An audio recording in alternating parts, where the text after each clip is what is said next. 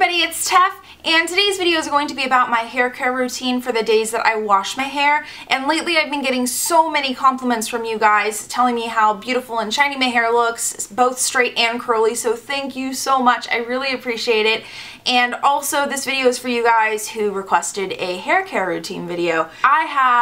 I'm not sure if I'd call it oily hair, though that's probably what it is, but I do have to be very, very careful about putting too much product in my hair because it does get very greasy very fast. In fact, the last time that I got my hair cut, the stylist put too much product in my hair and it was looking really greasy by the end of the cut, and even she mentioned it. So basically, I can't get anything too moisturizing or too oily at my roots. I can't use any hair masks or deep conditioners unless I'm dyeing my hair, and that's because dyeing your hair removes a lot of the moisture, so I do have to put that back in. But other than dyeing my hair, I don't use any masks or anything like that.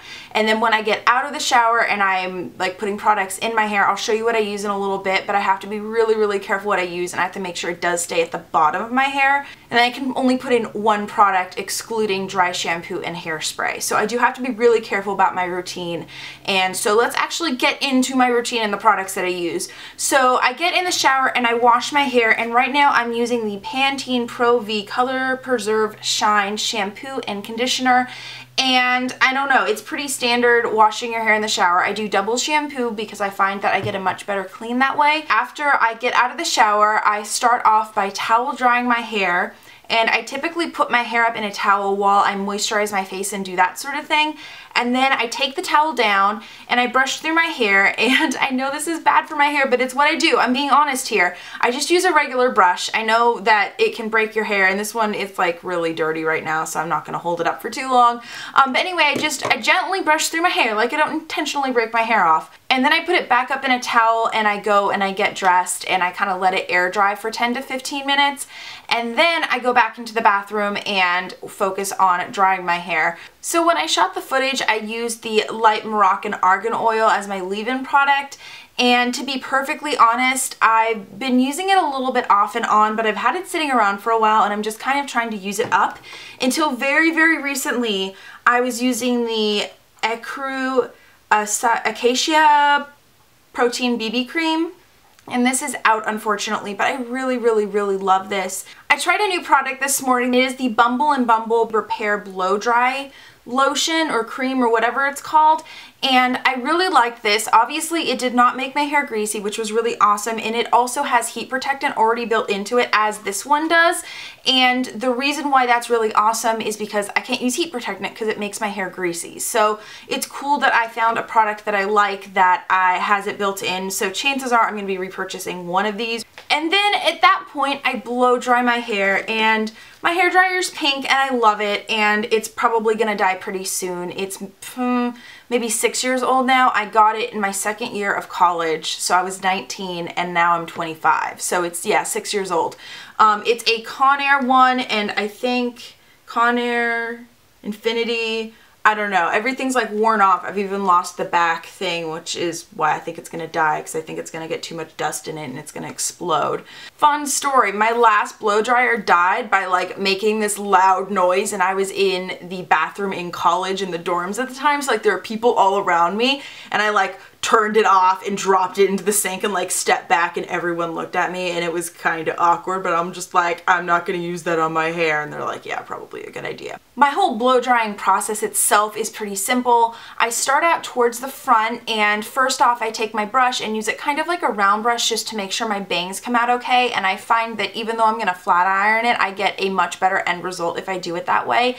And then once that's done, I just go in with my blow dryer and start blow drying the top layer, and then once the top layer is mostly dry, I focus on drying from the bottom and then kind of touch up on the top as needed. And the reason why I do it that way is that I find if I blow dry from the top, then my top layers of hair get really dried out and I lose the shine. So I go from the underside so that the bottom layers of hair are getting over dried and losing the shine, if that makes any sense. And at that point I just brush through my hair real fast, plug in my flat iron, and actually go away for 10 or 15 minutes while I wait for that to heat up.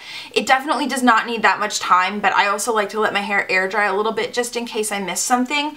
And the flat iron that I use is a GVP flat iron, which probably won't mean anything to you unless you shop at Sally's a lot because it's basically their generic brand. GVP stands for generic value products, so they have stuff on the GVP brand all over the store. And so this one obviously is adorable. It's two-toned and sparkly, and it is supposed to be basically a chi flat iron, and I've never used a real chi, but I can tell you this works a lot better than my old drugstore Conair flat iron. So take it for what you think it's worth. So obviously this flat iron has an on-off switch, and I typically just keep mine on because I'll just unplug it when I'm done. And then it also has a temperature dial, and it goes up to 450 degrees.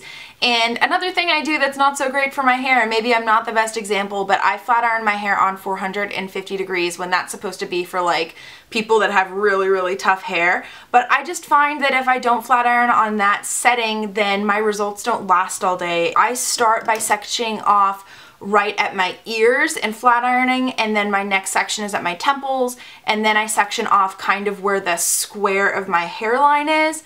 Then I kind of even out the sides since I have a side part, and then I go in and do the top 1 or 2 layers of my hair depending on how I sectioned it previously. And at that point it's pretty much done. All I do is run a brush through it unless I've put on too much product, which kind of luckily for this demonstration I did in this video. So if I did put on too much product, all I do is I just take a little bit of dry shampoo and just put that in to soak up that extra oil. And the dry shampoo that I'm using right now is the Salon Graphics brunette version of dry shampoo. So I just put that on, wait a couple minutes, and brush my hair. And that's pretty much what I do for my hair. So I hope that helps you. But of course, if you have any questions, leave them in the comment section down below. I want to help you guys. And don't forget to give this video a thumbs up if you found it helpful. Subscribe to my channel. Check out my social media platforms, Instagram, Twitter, Facebook. I'm Tef Williams on all of those, so I'm really easy to find. And I'll see you beauties next time. Bye!